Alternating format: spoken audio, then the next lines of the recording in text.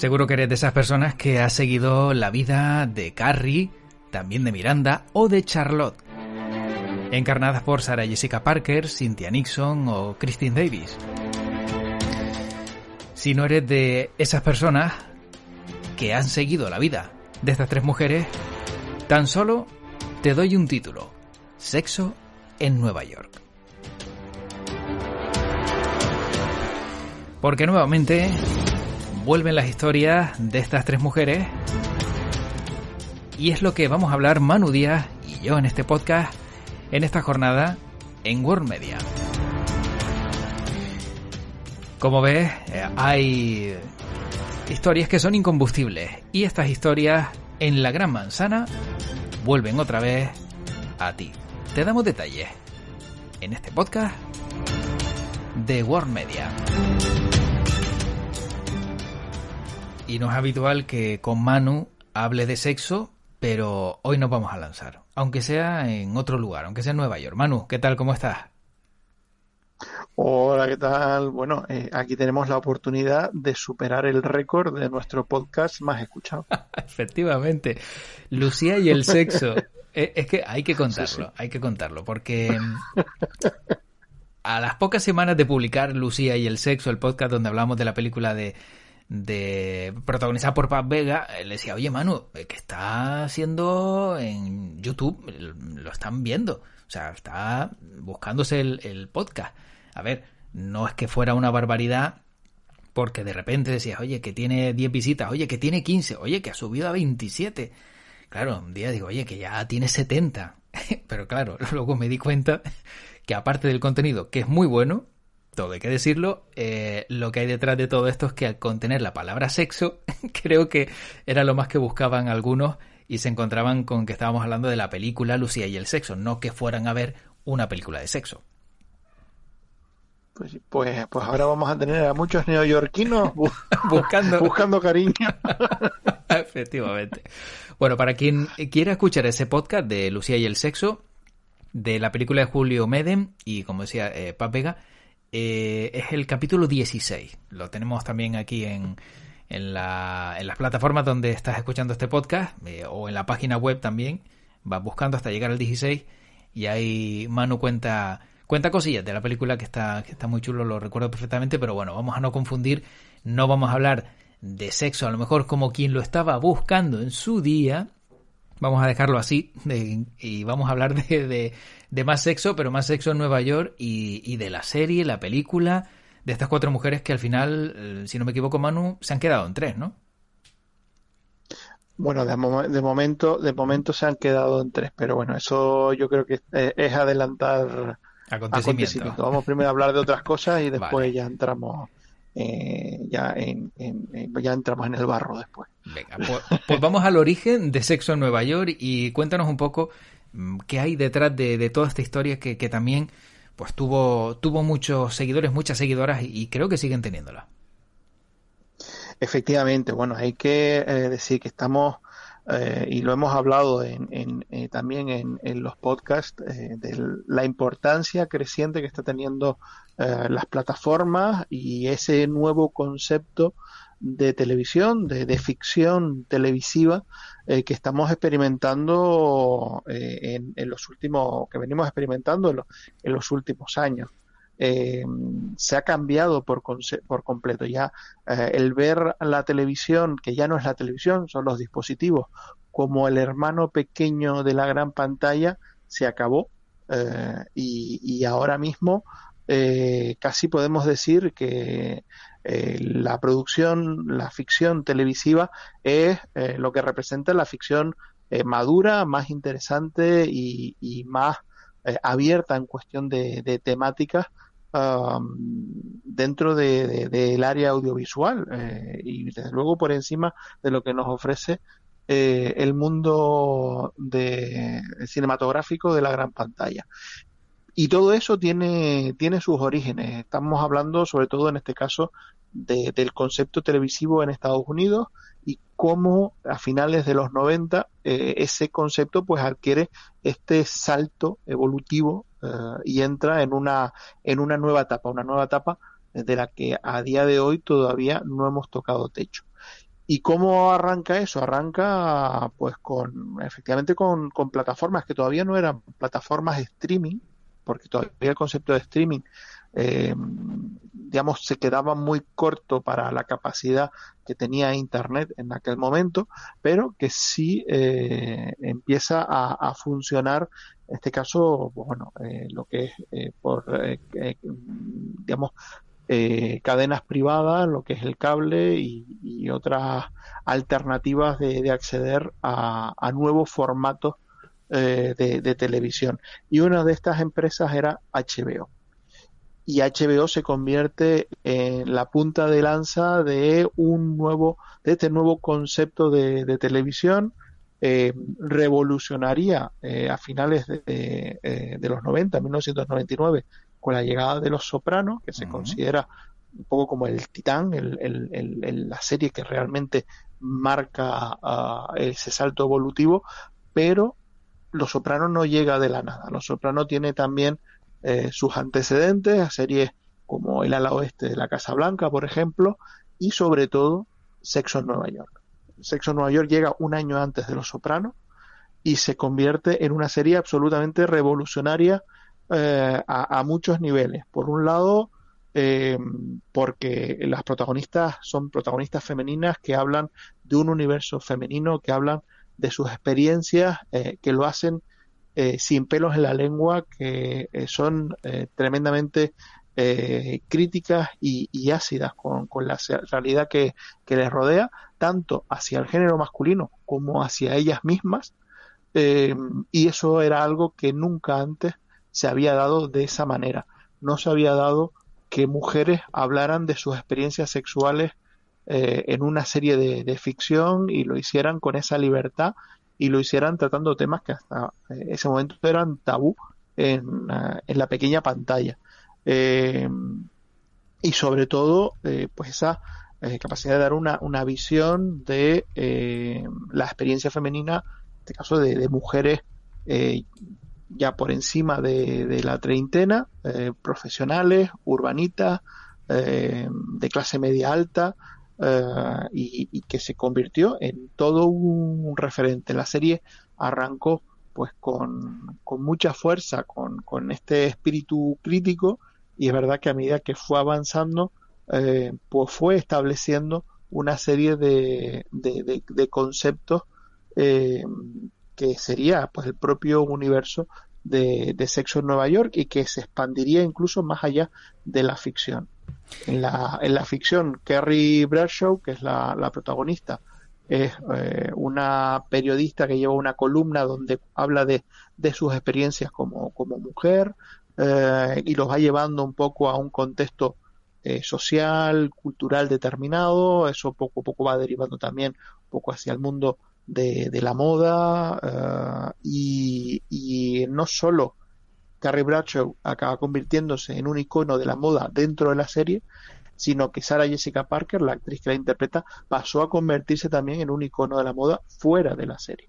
O sea, que un elemento ahí de conexión entre actriz-personaje y de contagio en ambos sentidos, que realmente hizo muy difícil distinguir dónde acababa una y empezaba la otra. Bueno, lo que le pasó un poco también, ¿no? A Rachel, Jennifer Aniston en Friends, ¿no? Que también marcó tendencia, y sus peinados y la ropa que llevaba, pues también fue objeto, ¿no? De fans y de tener pues una moda que ya iba marcando también un poco la línea.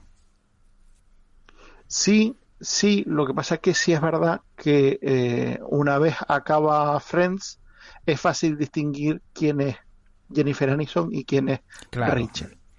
claro. Mientras que a día de hoy mucha gente sigue viendo a Sarah Jessica Parker y ve a Carrie Bradshaw. Que ese es el Y problema sigue, también, ¿no? Que se ha comido quizás su personaje a la actriz en concreto. efectivamente, bueno, y porque yo creo que hay lo que comentaba antes del contagio, ¿no? Yo creo que al final hay un batiburrillo y entre ese cóctel pues sale una creación que es tanto Carrie Bradshaw como Sarah Jessica Parker, y las dos empiezan a compartir muchos elementos, y el personaje de Carrie Bradshaw empieza a transformarse en Sarah Jessica Parker, y Sarah Jessica Parker empieza a recoger características de Carrie Bradshaw, y al final pues es difícil separar a la una de la otra, que evidentemente se separan, uno es un personaje de ficción y otro es un personaje real, y no seguramente Sarah Jessica Parker pues tiene características que son completamente distintas a su personaje en la ficción, pero que para los seguidores, para el público, incluso a día de hoy, siguen siendo dos elementos indistinguibles. ¿Pasa con alguna de las o alguna del resto del reparto de Sexo en Nueva York, Manu, esto que estás contando? ¿O solo con ella? Principalmente con Sarah Jessica Parker, porque claro, aunque son 4 protagonistas, ella es, digamos, el personaje principal, y a medida que avanza la serie, es verdad que, digamos, el elemento coral pues también se va diluyendo un poco, y ella va adquiriendo mucha más presencia en la serie. Pero, por ejemplo, sin llegar a esos extremos, pero yo diría que también con Samantha Kim Cattrall pasa lo mismo, porque tenemos Samantha, un personaje que es sexualmente muy abierto, y que a lo largo de la serie pues vamos viendo que realmente es la que, digamos, tiene una vida sexual mucho más activa, y que no tiene ningún tipo digamos, eh, de complejo en el apartado sexual. Y Kim Cattrall, al menos la imagen pública que ella ha ido también transmitiendo, va un poco también por esa línea. Entonces, aunque no existe digamos, esa fusión, esa hibridación que sí vemos entre Carrie Bradshaw y Sarah Jessica Parker, sí es verdad que hay mucha conexión entre los dos personajes. Por otro lado, Cynthia Nixon, pues es verdad que en su vida real y en otros papeles que ha interpretado se ha alejado mucho de su papel en la serie, y Christine Davis, pues por otro lado, tampoco ha tenido mucha más trayectoria relevante más allá de su papel en Sexo en Nueva York, por lo que básicamente la imagen que tenemos que de ella es el personaje en la serie, y no tenemos una imagen muy clara de la actriz. Bueno, sea como fuere, Manu, la verdad que han sido muchos años, ¿no?, de Sexo en Nueva York, también se ha estirado un poco el chicle. No sé hasta qué punto crees tú que es una de las series donde quizá a lo mejor si se hubiese acortado un poco habría tenido más relevancia, más peso y se habría vuelto más icónica, o crees que tal cual está se tiene que haber quedado. Bueno, yo por de pronto erradicaría totalmente las dos películas. Me Claro, parece claro. que las dos películas son no solo completamente innecesarias, sino que desvirtúan por completo lo que era el concepto inicial de la serie. Pero es que también en esa evolución que tuvo la serie a lo largo de 6 temporadas, y el éxito que tuvo, también es verdad que podríamos decir, sobre todo y ahí seguro en su 6ª temporada, la serie acabó siendo devorada por su propio éxito, y acabó creyéndose digamos, la imagen que quería dar, ser una serie que era una serie irreverente y que criticaba es un tipo de imagen determinada digamos, la burguesía neoyorquina, Ya. pasó a convertirse en el escaparate de ese mismo concepto. Es como el salto, si me permiten las diferencias, es como el salto de Acorralado a Rambo, de ser Claro. una cinta crítica con Estados Unidos a convertirse en la apología del reaganismo. Pues Sexo en Nueva York pasó de ser una película muy, no en contra de, pero sí muy crítica con esa sociedad, y pasó a convertirse en eso, en un escaparate. Y ya las dos películas pues pierden por completo, digamos, su línea más ácida, y se quedan en dos comedias pues digamos que sin demasiado interés, más allá pues de ese permítemelo, ese tufillo a glamour que arrastraba ya las últimas temporadas de la serie. Tenemos una serie precuela, que son los diarios de Carrie, que es como la Carrie Bradshaw adolescente, que no tuvo éxito y quedó rápidamente cancelada. Y ahora, pues bueno, digamos que la esperanza que nos queda es pues este revival que ha producido HBO, que es And Just Like That, que es el regreso de los personajes, pero ya con una visión madura, en este caso no contando las experiencias de las mujeres a partir de los 30, sino de las mujeres a partir de los 50, y que podría ser una forma de recuperar el tono inicial de la serie Sexo en Nueva York. Es curioso porque, claro, ya tenía su público con todas esas seguidoras, sobre todo, ¿no? Vamos a decirlo así también, seguidores, pero sobre todo seguidoras de la serie Sexo en Nueva York que tenían una edad. Ahora vuelven a ver a sus protagonistas con una edad superior, pero también hablando de lo mismo y con esa vinculación que hubo en su momento, pues probablemente también se puedan aprovechar ahora, ¿no? De esa vinculación a otra edad, hablando sin tapujos de cómo es el sexo a una edad ya bastante avanzada. Entiendo que por ahí intentarán a lo mejor pues marcar ese gancho, pero claro, si van a hacer como en su momento hicieron, como tú bien acabas de decir, ¿no? Con ese ejemplo de Acorralado y Rambo, puede que metan la pata nada más empezar. Efectivamente, bueno, sí es verdad que claro, la ventaja es que en este caso, digamos, los seguidores y las seguidoras de la serie han envejecido con los personajes. Uh-huh. Y entonces, aunque se puede incorporar, desde luego, nuevo público, y entiendo que eso es lo que espera HBO, quien mejor va a conectar con esta nueva serie va a ser el público que vio la serie en su momento, cuando se estrenó en el 98, porque es el público que ha hecho digamos el trayecto temporal que necesita la nueva serie. Y por otro lado, pues sí, efectivamente, hombre, evidentemente Sexo en Nueva York fue una serie que tuvo un volumen de espectadoras, principalmente femeninas, en su momento, porque también, por otro lado, lo que decíamos al principio, es que fue una serie innovadora a la hora de dar voz a las mujeres en televisión, en la televisión estadounidense. Ver ahora Sexo en Nueva York nos adelanta muchísimos elementos que ahora barajamos con el Me Too, con el Time's Up, con todo el nuevo movimiento feminista, pero que ya estaban ahí, que si nos fijamos, ya se estaba hablando de esos temas desde la primera temporada de Sexo en Nueva York. Pero también, muy importante, tuvo un volumen de espectadoras, de seguidoras femeninas muy amplio la serie, pero también muy interesante que tuvo un volumen de seguidores masculinos también muy destacado. Y ¿sí? Yo creo que también eso habla, yo creo que eso habla también de la importancia de la serie, porque muchos hombres heterosexuales veían la serie y tomaban nota. O sea que la serie también, en cierta forma, cumplía un valor educativo. Uh-huh. Bueno, claro, con todos esos trucos o esos comentarios que el hombre no tiene posibilidad de escuchar y que se desvelaban, ¿no?, en la serie, claro, de ahí que tomaran las notas. Es una forma de introducirse en una conversación femenina y saber efectivamente de qué hablan las mujeres cuando no hay hombres alrededor. Uh-huh. Pues, ¿qué mejor manera de hacerlo? Ver Sexo en Nueva York.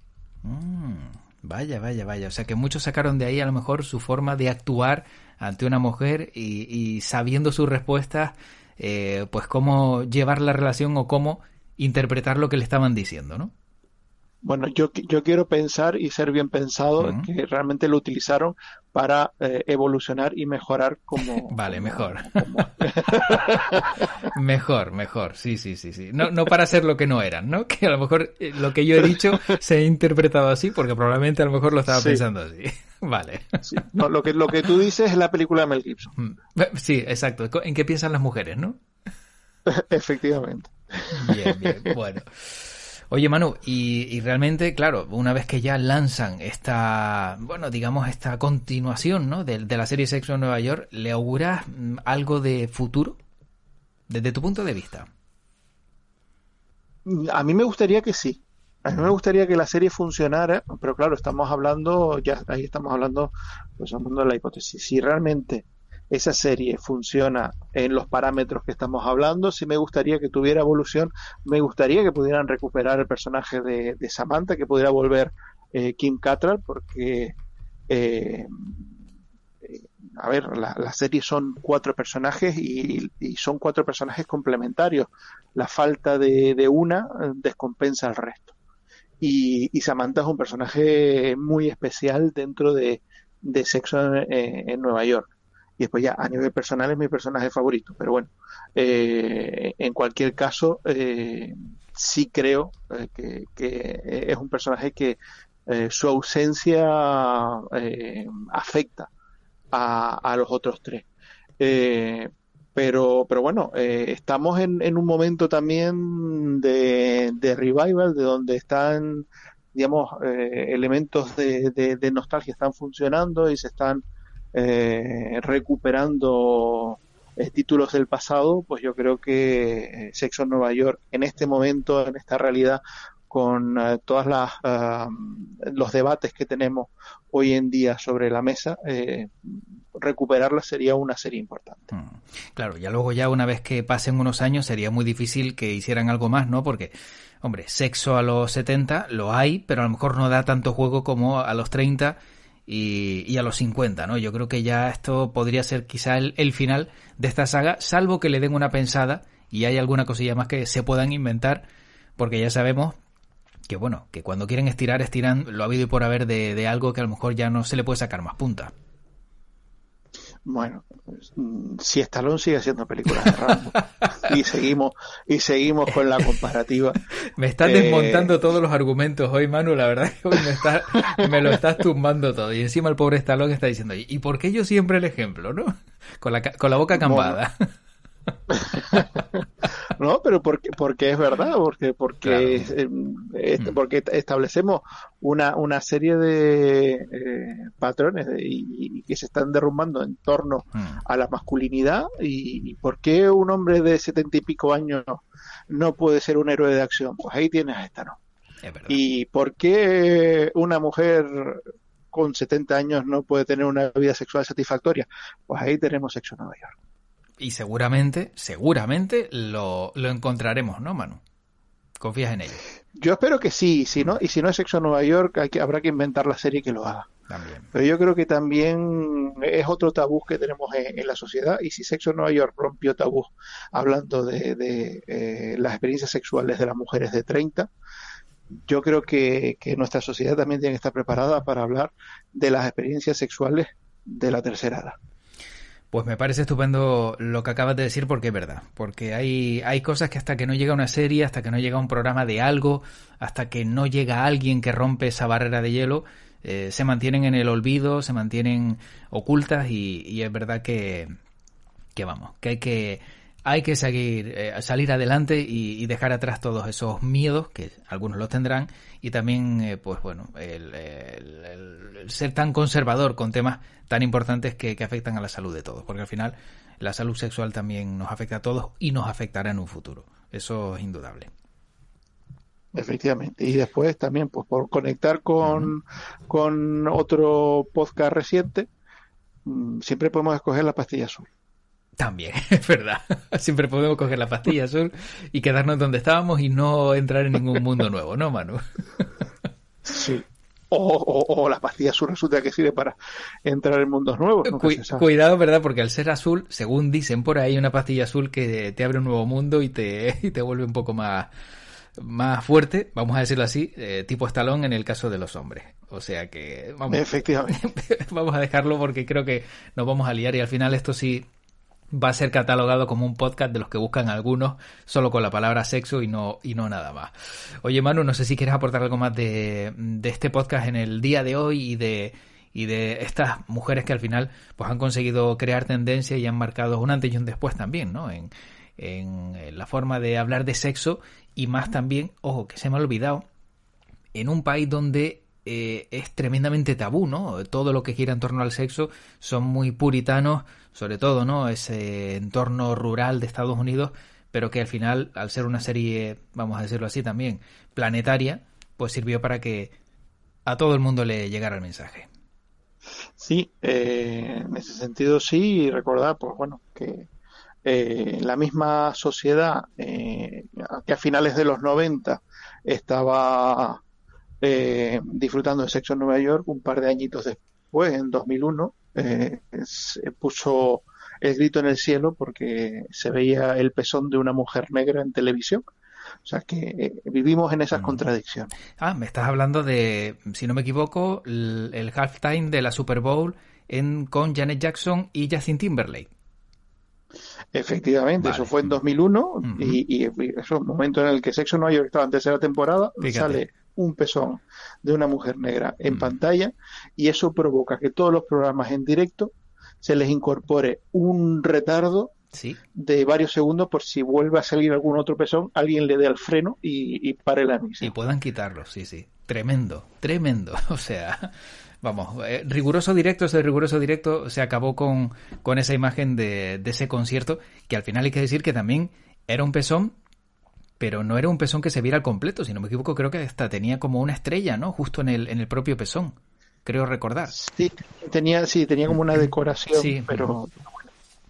Pero bueno, sí, fue que se le vio el entorno, o sea, vamos, tremendo, sí, mira tú qué cosas. Bueno, Manu, pues ya para acabar, realmente creo que hemos hecho un buen repaso también de Sexo en Nueva York, de pasado y de lo que va a ser el futuro, de lo que es el presente ya con esa continuidad de 3 mujeres, o 4, o más protagonistas o menos protagonistas que van a formar parte de la serie, y que una vez que la veamos pues ya podremos decidir también si habrá una continuidad también, como decíamos antes, posterior para los 70, Manu. Vamos a ver si nosotros también llegamos a esa edad y hablan de nosotros. Bueno, habrá que usar la pastilla sol. Bien jugado. Manu, pues como siempre, gracias por este ratito, por estos conocimientos, por hablar de cine, y ya sabes que lo único que me queda decirte es que tu podcast te acompañe. Pues larga y próspera vida el podcast. Un abrazo, Manu, cuídate. Un abrazo, hasta luego. Pues termina este podcast, como siempre. Lo único que me queda es darte las gracias por haber compartido un ratito de tu vida, un ratito de tu ocio, un ratito de tu descanso con World Media, con Manu Díaz y con quien te ha hablado, José Luis Martín. También te recuerdo que tienes toda la información y el entretenimiento en worldmedia.es, que tenemos diferentes redes sociales donde nos encuentras, como World Media Spain en todas ellas, en Twitter, en Telegram, en Facebook, en Instagram, ahí estamos, como World Media Spain, aparte de estar en las diferentes plataformas de audio más importantes. Te espero en el siguiente podcast, que será dentro de nada. Y además, como siempre, lo único que me queda es desearte lo mejor y además que tu podcast te acompañe.